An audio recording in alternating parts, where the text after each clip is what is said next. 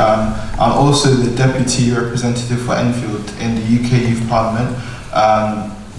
Currently, I speak at events like this, Community Safety and Cohesion, and so from February I'll also be doing some workshops with a group called Beneficent. So they're a comic book company. They work with the Mayor of London, and we'll be doing a lot of workshops with like schools around London. So it's a great privilege for me to be able to speak here, because this puts young people at the centre of an issue that affects us greatly. So throughout my time as an Enfield Youth Parliament member, I was a part of many meetings where we spoke with important figures and different community groups and organisations, such as the Public Health Department, the Poverty Commission, and our Police Borough Commander. The opportunity to discuss these issues with such specialists who are actually able to make a change was very beneficial to us, and I believe to the community. This is because by coming to young people who understand the world of young people far better than these adult specialists, we were able to give more accurate insight into the fields that they are working in.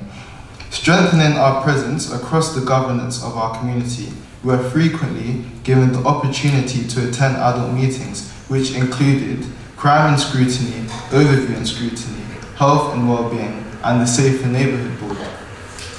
In taking part in these meetings, we were able to introduce to these senior leaders our official priorities, so I'll explain what they are in a moment. The public health approach to dealing with knife crime was the approach used in Glasgow, resulting in no knife crime related deaths in 2017.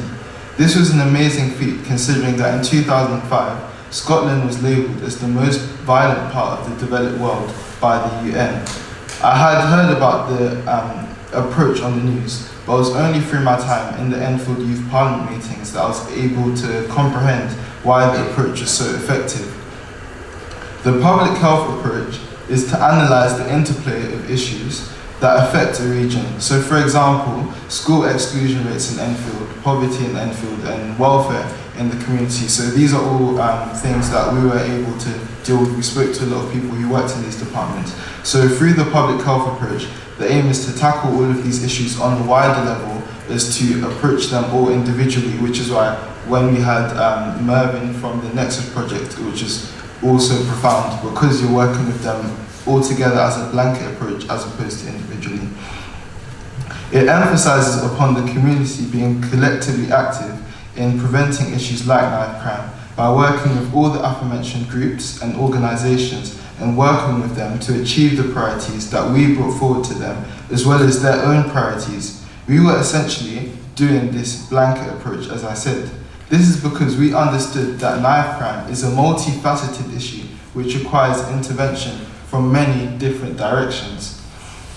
Our priorities for the Enfield Youth Parliament were protecting the environment, tackling youth crime, integrating young people into the real world, increasing jobs and training opportunities, improving education standards and funding across Enfield.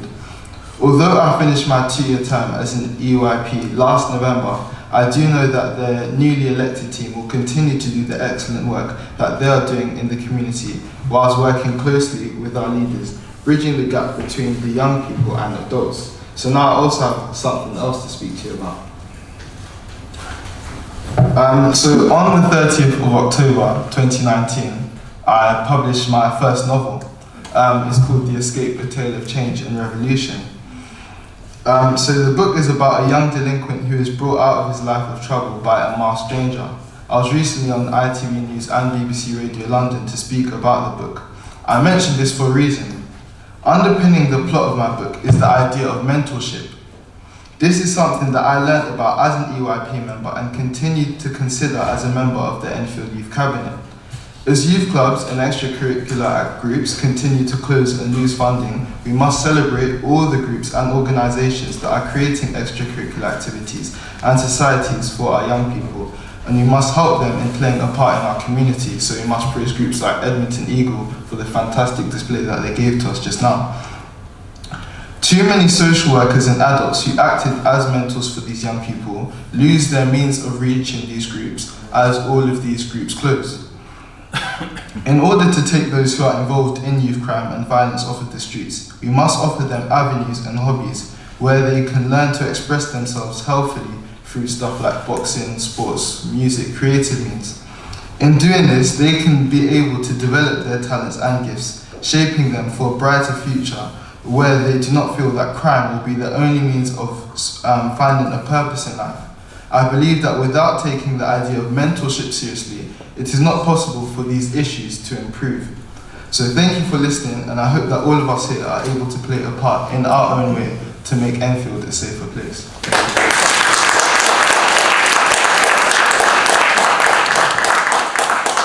How old are you? 17. Well done, Gabriel. And that book, The Escape, fantastic. I hope that people will buy the book and read just to see what Gabriel thinks and young people's perspective as well.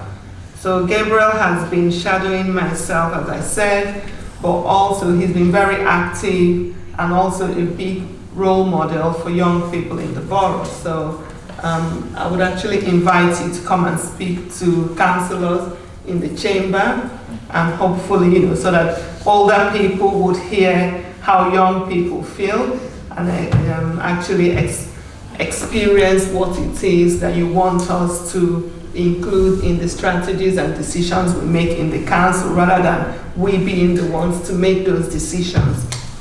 So thank you, Gabriel. We'll have another